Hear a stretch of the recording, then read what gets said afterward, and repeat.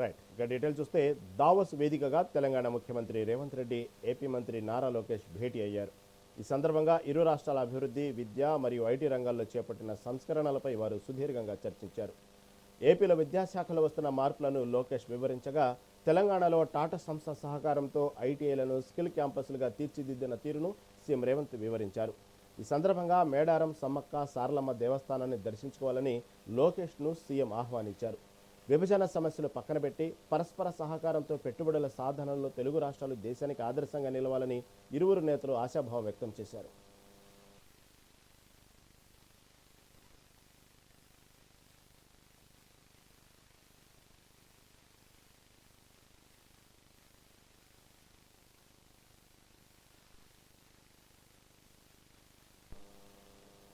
Bharat future సిటీలో 100 మెగావాట్ల AI data సెంటర్ను ఏర్పాటుకు ప్రభుత్వం ఒప్పందం కుదుర్చుకుంది.